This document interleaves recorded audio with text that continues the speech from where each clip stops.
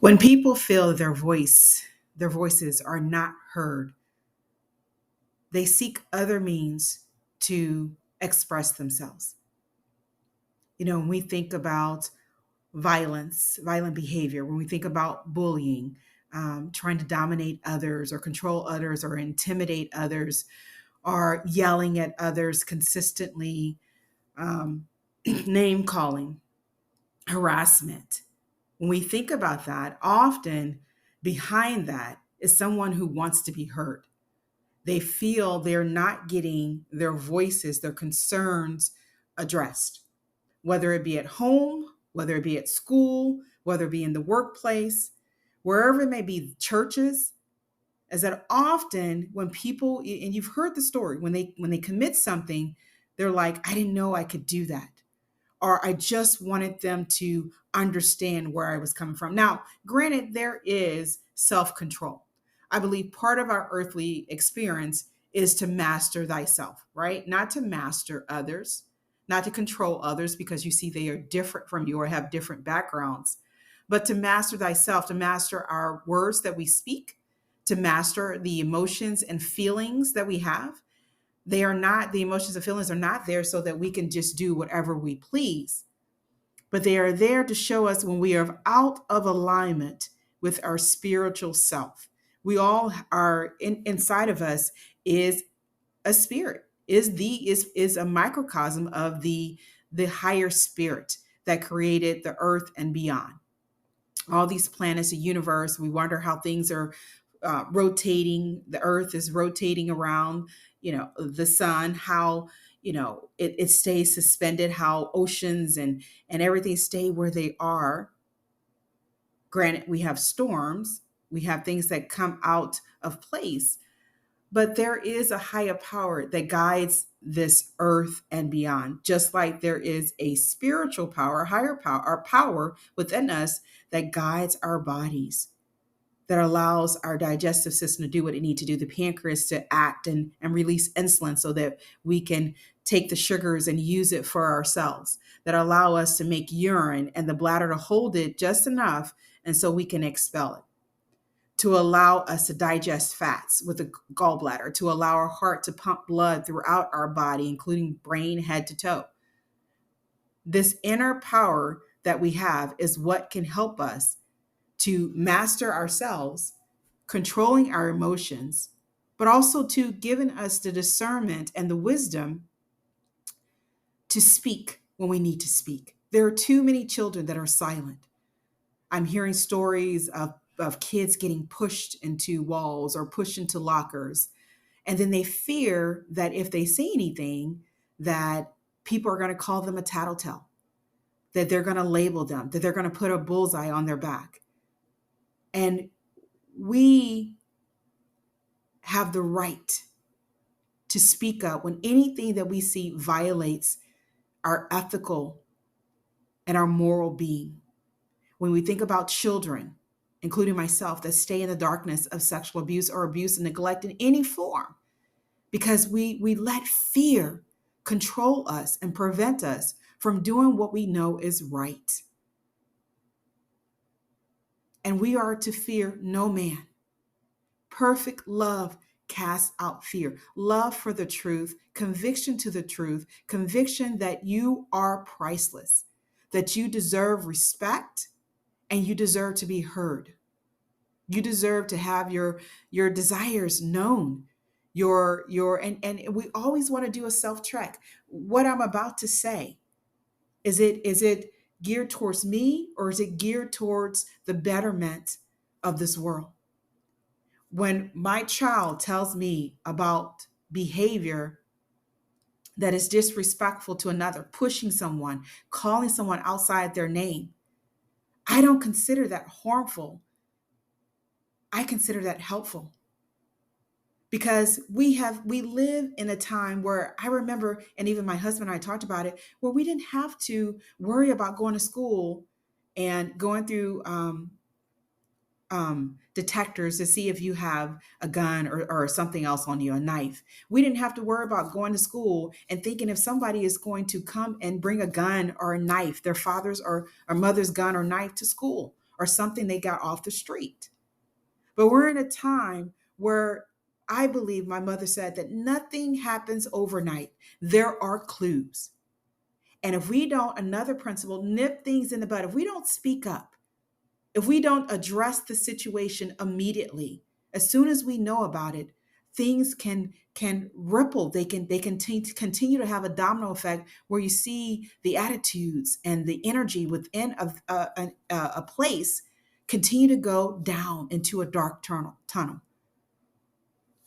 I've already said that when it comes to school education, yes, we send our children to school. We send them believing that they're going to be safe, believing that the teachers and the staff are doing things they need to do to keep all children safe, no matter what color, no matter what race, no matter where their parents work, no matter what, no matter if they tell the truth. We're going to keep everyone safe because love protects, love preserves, love trusts. That I trust you're going to tell me what I need to know so that I can intervene appropriately as a parent, as a teacher, as a principal, as a staff, as a coworker, as an employer, as an employee, as a mother, daughter, sister, uncle, aunt. Because it's about holding people accountable to their true selves. We are made from love, we are love, and therefore we should act as such. And love does not delight in evil. It rejoices in the truth. It is patient, it is kind, it does not dishonor others. And I believe that I don't care if it's from the Bible or if it's from another book, because it resonates within me. Love treats others how you want to be treated. Love doesn't wait for things to happen and push it aside and say, oh, it's no big deal. When our children curse or use profanity, when they call people outside their name, when adults do it. Love takes responsibility and tries its best to do what they know is right. If you know a behavior jeopardizes the safety of others, then you're going to try every means of making sure you don't do that.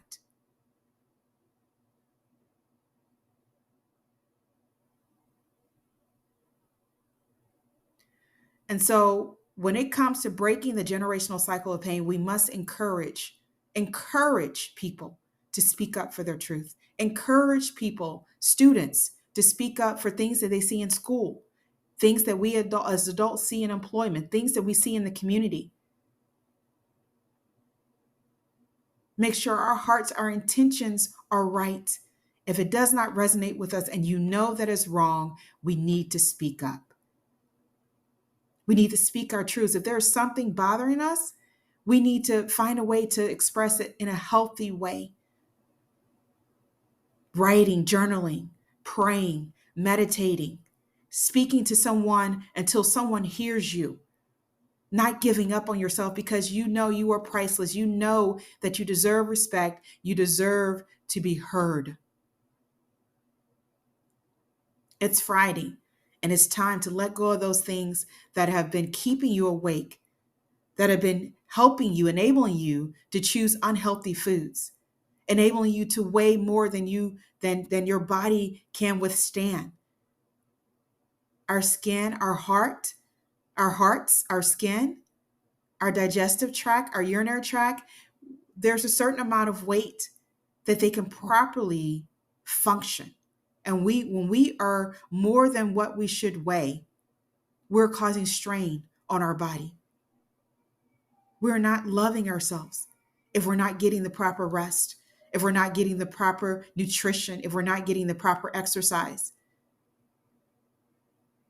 And no matter how many times you say that, if we love ourselves, we are not going to harm ourselves in any way. We're going to minimize the pain and we're going to break it, and we're going to create a generational cycle of love. We're going to learn what we need to learn about food and eating healthy. We're going to learn about exercise. We're going to be students of our health. We're not going to look for others to tell us. We're going to go inside and say, body, what do you need me to do today? We're going to listen when we need to drink water. We're going to listen when we need to stop eating. We're going to listen when we need to go for a walk. We're going to listen when we need to sit down quietly because our mind is on overload. And we're going to let go of the things that we cannot change. We're not going to put up walls to block communication. I can't hear that right now. That's too much pressure on me. Well, what is that person going through that is trying to communicate with you? What are they going through? They need an opening ear, because if they don't get it at home, where else are they going to get it? In the streets? Yeah. Let's keep adding to teenage pregnancy. Let's keep adding to violent behavior. Let's keep adding to suicides, homicides, bullying. We must listen to our children, and we must act accordingly and immediately. We must hear them, not only what they speak, but when we listen with the heart. We listen to their hearts and what they're saying. We look at their nonverbal communication, and is it in alignment with what they're telling me? We trust them, and we tell our children, and we tell them, everyone, that we are on the side of truth. It's not about harming you. It's not about causing chaos. It's about putting things in their rightful place. It's about addressing things. It's about making it safe for everyone involved. It's about reducing prevention, reducing people from being so angry, so mad that they bring a gun into a school and kill innocent children. They bring a gun into a workplace and kill innocent coworkers. It's about having the conversations and listening, paying attention, and acting accordingly. We need to put our pride aside and say, I hear you. And not only do I hear you, I see you. And I am on the side of truth. And where there is no truth, there will be chaos. But truth, remember, it sets people free. That even though momentary chaos may be necessary to prevent a life of violence, to prevent crying at night because your children is not here with you, to prevent crying because your husband is not here with you or your wife, we need to listen with our hearts, listen and act accordingly.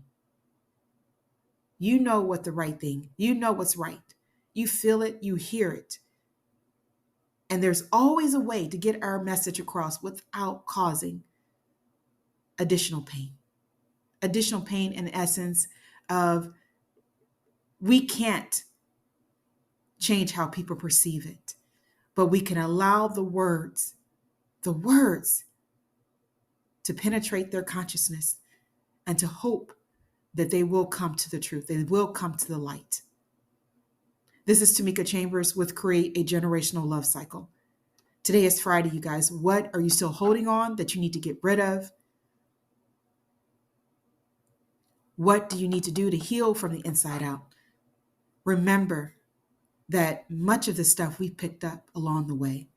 And just as quickly as we picked it up, these secrets, lies, not hearing people, not paying attention to what's going on, there are always clues, always.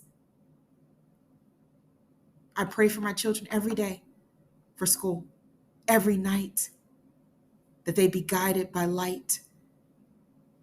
Are we praying for our children? Are we meditating with them?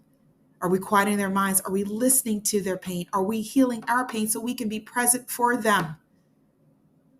Those are the questions we need to ask ourselves.